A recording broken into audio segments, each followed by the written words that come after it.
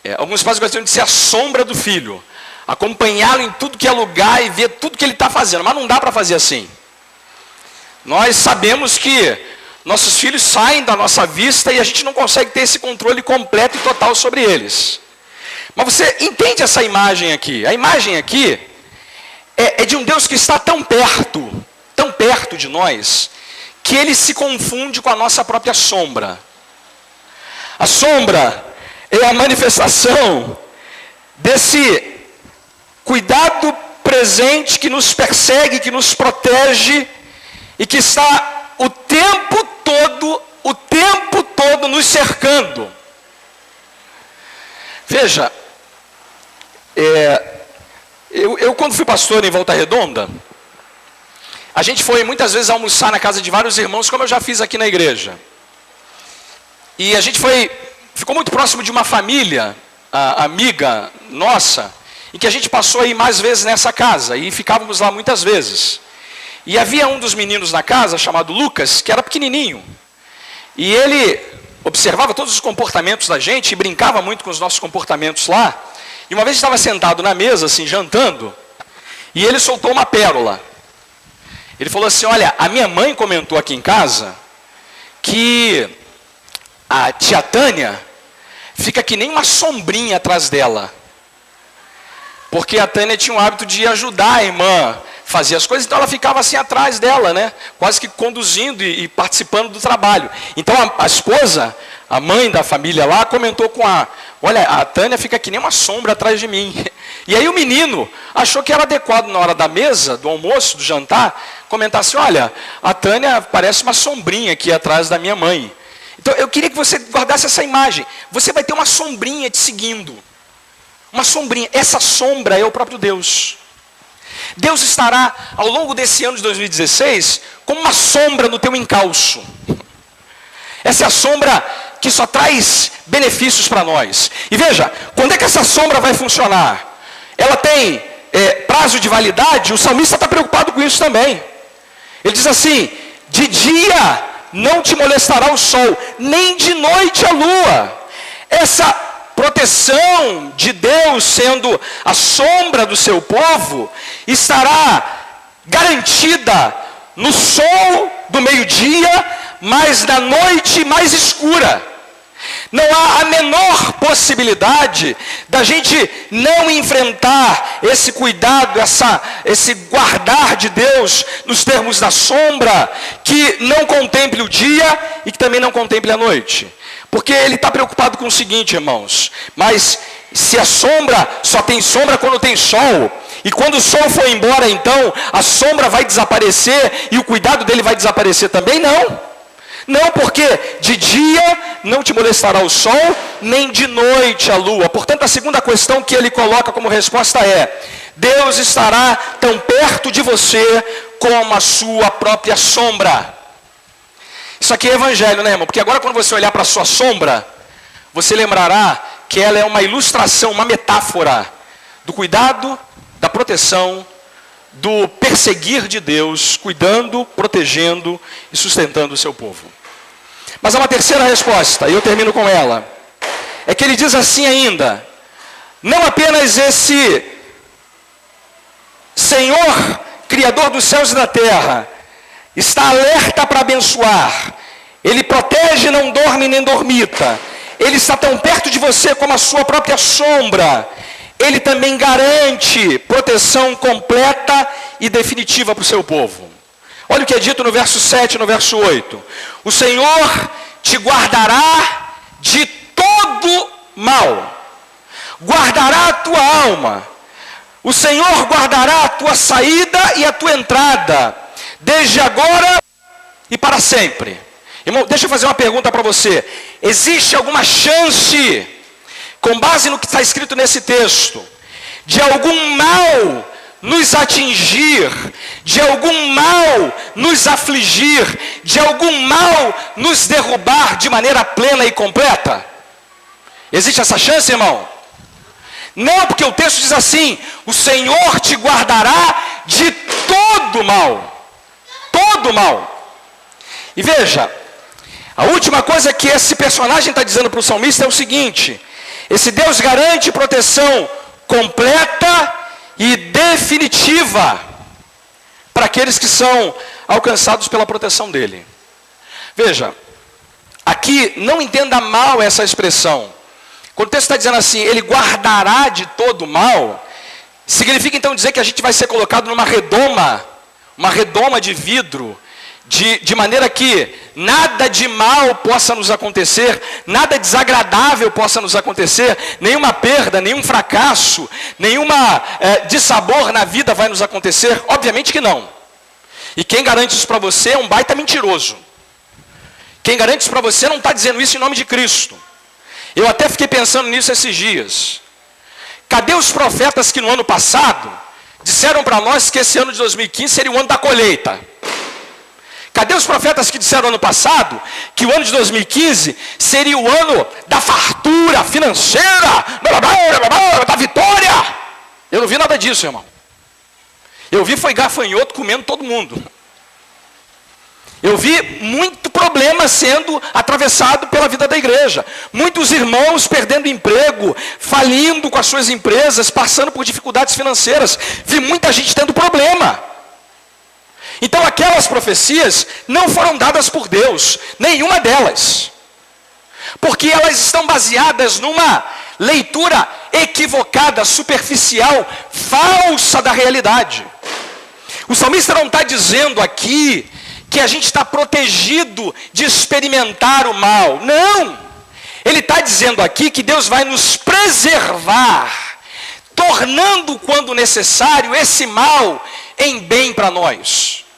De que tudo aquilo que vá nos acontecer ao longo do ano, que não seja agradável, não seja palatável para nós, não seja saboroso para nós, ainda assim, Deus estará preservando a gente, para que nós não sejamos desgraçadamente esmagados por esse mal. E mais do que isso, Ele usará esse mal para promover o nosso bem.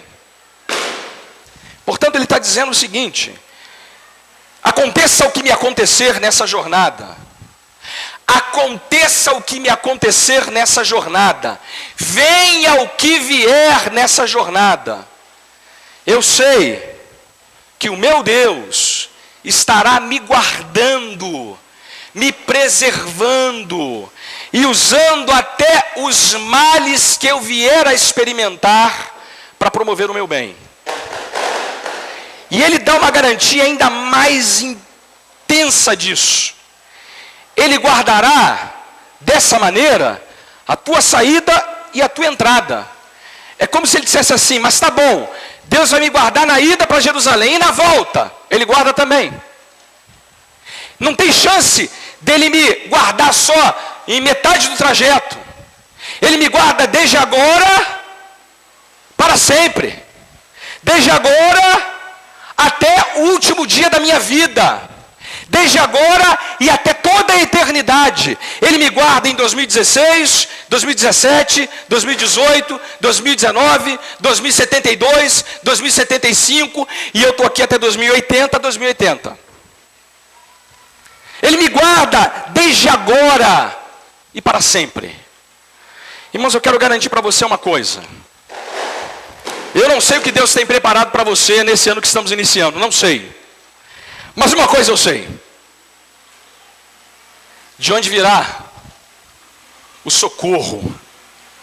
De onde virá o socorro para cada uma dessas experiências que você terá no ano que estamos iniciando?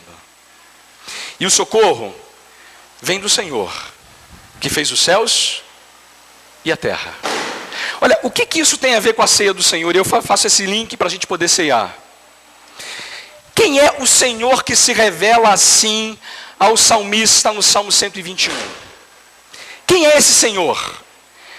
Que guarda, que não dorme, que não dormita, que fez o céu e a terra, que é a sombra à direita do seu povo, que é aquele que guarda a gente de todo mal, a nossa entrada, a nossa saída, desde agora e para sempre. Quem é esse Senhor? Ele é o nosso Senhor, bendito, Senhor e Salvador, Jesus Cristo.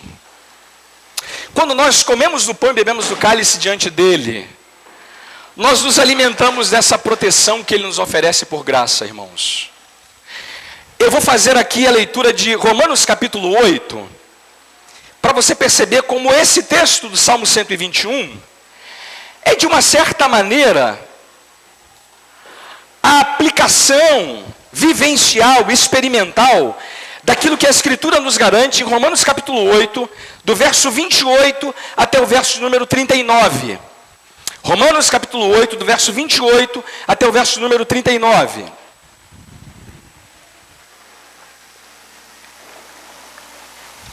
E eu leio, apenas leio. E depois da leitura a gente vai celebrar o memorial da ceia juntos. Olha o que é dito sobre a obra vicária do Senhor Jesus, da salvação que Ele nos outorga, e da obra do Espírito Santo de Deus em nossas vidas, e das garantias que isso dá para nós. Olha como o apóstolo Paulo fala disso, nesse texto que a gente vai ler agora. É dito assim: sabemos que todas as coisas cooperam para o bem daqueles que amam a Deus, daqueles que são chamados segundo o seu propósito. Porquanto os que de antemão conheceu, também os predestinou para serem conformes à imagem de seu Filho, a fim de que seja ele o primogênito entre muitos irmãos. E aos que predestinou, a esses também chamou, e aos que chamou, a esses também justificou, e aos que justificou, a esses também glorificou. E preste atenção agora no verso 31. Que diremos, pois, à vista dessas coisas? Se Deus é por nós, quem será contra nós? Aquele que não poupou o seu próprio filho, antes por todos nós o entregou, porventura não nos dará graciosamente com ele todas as coisas? Quem intentará acusação contra os eleitos de Deus? É Deus quem os justifica. Quem os condenará? É Cristo Jesus quem morreu, ou antes quem ressuscitou, o qual está à direita de Deus e também intercede por nós. Quem, irmãos, quem nos separará do amor de Cristo? Será tribulação, ou angústia, ou perseguição, ou fome, ou nudez, ou perigo, ou espada? Como está escrito: por amor de ti, somos entregues à morte o dia todo, fomos considerados como ovelhas para o matadouro. Em todas essas coisas, porém, somos mais que vencedores por meio daquele que nos amou. Porque eu estou certo de que nem a morte, nem a vida, nem os anjos, nem os principados, nem as coisas do presente, nem do porvir, nem os poderes, nem a altura, nem a profundidade, nem qualquer outra criatura poderá separar-nos do amor de Deus que está em Cristo Jesus, nosso Senhor. Amém, irmãos? Com isso em nosso coração, comamos do pão, bebamos do cálice juntos essa noite. E eu quero convidar para esse momento todos os irmãos que estão aqui, que já declararam a sua fé através do batismo no Senhor Jesus Cristo, que fazem parte da sua igreja, a tomarem dos elementos da ceia e diante dele, com a certeza que ele nos dá, de que o ano que estamos iniciando será repleto do cuidado, da proteção, da direção, do amor, da graça, da bondade, do favor dele pelo seu povo. Portanto, em memória dele, que está à destra do Pai e intercede por nós, vamos comer juntos do pão e beber do cálice essa noite. Eu quero convidar os irmãos do louvor para virem aqui para frente. A gente vai estar cantando um cântico. O pastor vai partir o pão para os irmãos verem. Eu vou fazer hoje a cerimônia do pão partido. Eu vou partir o pão para todo mundo. E depois então a gente vai comer do pão, beber do cálice juntos essa noite.